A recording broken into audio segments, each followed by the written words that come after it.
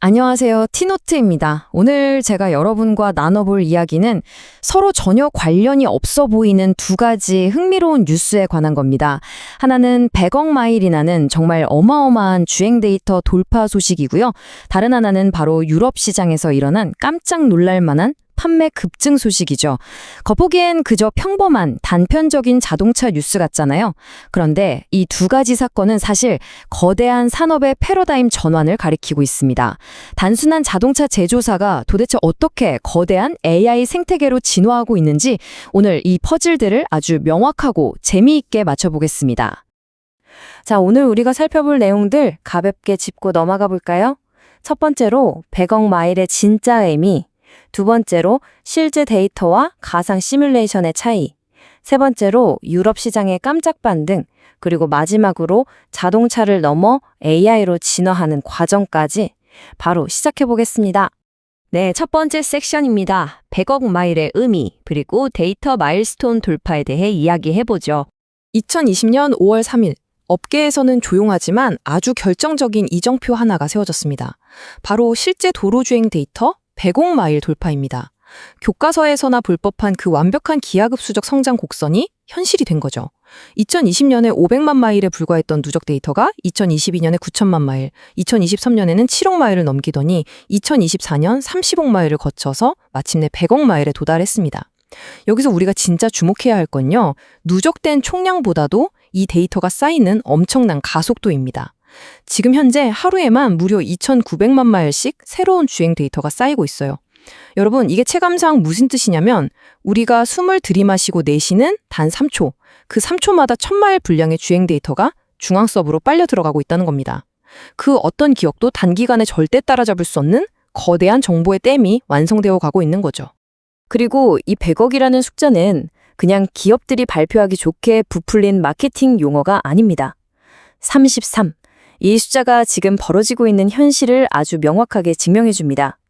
현재 미국 텍사스주의 오스틴, 달라스, 휴스톤에서는 사람이 아예 개입하지 않는 완전 무감독 로보택시 33대가 진짜로 도로를 달리고 있어요. 운전석에 비상되게 하는 사람 아예 없습니다. 그야말로 완벽한 자율주행차들이 평범한 시민들 사이를 지금 이 순간에도 오가고 있는 겁니다. 이게 먼 미래의 SF 영화가 아니라 오늘날 우리 일생에서 이미 시작되었다는 아주 강력한 증거인 셈이죠. 이어서 두 번째 섹션, 실제 데이터 대 시뮬레이션, 업계 최대의 기술적 논쟁을 살펴보겠습니다. 방금 보신 100억 마일 돌파는 자연스럽게 산업 내 가장 뜨거운 논쟁으로 이어집니다. 후발주자들 입장에서는 이 6년이라는 까마득한 선도와의 격차를 어떻게든 넘어서야 하잖아요. 여기서 아주 극명한 기술적 대비가 나타납니다. 한쪽은 6년이 넘는 시간 동안 전 세계의 실제 도로를 달리면서 눈비와 싸우고 불쑥 튀어나오는 보행자들을 마주하며 모은 실제 도로 주행 데이터라는 강력한 무기가 있죠. 반면에 샤오팽이나 엔비디아 같은 경쟁사들은 가상 시뮬레이션으로 이 장벽을 뛰어넘으려고 하고 있습니다. 샤오팽은 엑스월드라는 모델로 하루에 3천만 킬로미터 분량의 가상 데이터를 만들어내고요. 엔비디아 역시 코스모스라는 시뮬레이션 플랫폼을 강력하게 밀고 있습니다. 왜 그럴까요? 후발주자들은 실제 차량 수백만 대를 도로에 깔아서 데이터를 모을 절대적인 시간이 부족하니까요. 그래서 마치 초고 화질 게임 같은 가상현실 속에서 AI를 끊임없이 훈련시켜서 그 시간차를 인공적으로 좁혀보겠다는 아주 절박한 전략을 취하고 있는 겁니다. 자, 그렇다면 실제 세상의 험난함을 겪은 데이터와 깔끔한 가상현실 속 데이터 중 어느 쪽이 더 우월할까요? 이 방대한 진짜 데이터는 안전이라는 가장 중요한 측면에서 그 진가를 명확히 보여줍니다. 최신 통계를 보면 FSD 모드를 켜고 달릴 때는 530만 마일당 단 한 건의 충돌 사고가 발생해요. 반면에 미국 일반 운전자들의 평균 사고율은 66만 마일당 한 건입니다. 이걸 단순하게 비교해봐도 이 자동화된 시스템이 우리 같은 평범한 인간 운전자보다 무려 8배나 더 안전하게 운전한다는 뜻이에요. 가상현실에서는 도저히 상상할 수 없는 도로 위의 수많은 돌발 변수들, 그걸 직접 온몸으로 겪고 학습한 압도적인 진짜 데이터가 만들어낸 생명과 직결된 결과물인 겁니다. 세 번째 섹션으로 넘어갑니다. 유럽 시장의 깜짝 반등, 그리고 시장 역학입니다. 자, 이제 첨단 기술 경쟁에서 거시경제 현실로 시선을 좀 돌려볼게요.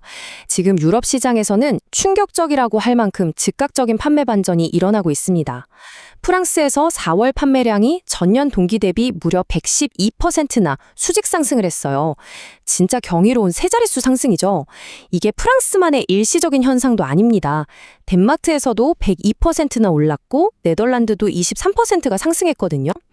지난 2년 동안 보조금 삭감에 인플레이션까지 겹쳐서 유럽 전기차 시장이 계속 하락세다, 힘들다 했었는데 특정 브랜드를 중심으로 완벽한 V자 반등이 일어나 버린 겁니다. 전문가들조차 당황하게 만든 이 급격한 수요 증가, 도대체 유럽에서 갑자기 무슨 일이 터진 걸까요? 이 깜짝 반등을 글로벌 라이벌인 BYD의 현재 상황과 딱 비교해보면 그 격차가 얼마나 큰지 확 와닿습니다. 지금 BYD는 자기들 역사상 가장 긴 기간인 8개월 연속 판매 하락이라는 깊은 늪에 빠져 있어요. 전년 동기 대비 전체 판매가 15.5%나 뚝 떨어졌고 그 여파로 올해 1분기 이익은 무려 55%나 날아갔습니다. 완전히 반토막이 났죠. 그런데 반면에 유럽 주요 국가들에서 100%가 넘는 압도적인 V자 회복을 보여준 곳은 탄탄한 하드웨어 마진율까지 그대로 유지하고 있습니다. 이건 그냥 단기적인 할인 행사로 실적을 쥐어짜낸 게 아니라는 뜻이에요. 진짜 수요 자체가 근본적으로 살아났다는 거죠. 글로벌 전기차 시장에서 승자와 패자가 실시간으로 어떻게 갈리고 있는지 정말 극명하게 보여주는 대목입니다. 여기서 정말 재밌는 팩트체크 하나 해보고 갈게요. 불과 몇 달 전까지만 해도 언론 분위기 엄청 부정적이었잖아요. CEO의 여러 정치적인 발언이나 행보 때문에 까다로운 유럽 소비자들이 반감을 가지고 대대적인 불매 운동을 벌일 거다, 이런 예측이 쏟아졌었죠. 그런데 현실은 어땠을까요? 언론의 예측과는 완장이 딴판이었습니다. 미국과 이란 분쟁으로 국제 유가가 배럴당 108달러를 넘나들면서 기름값이 미친 듯이 치솟았거든요.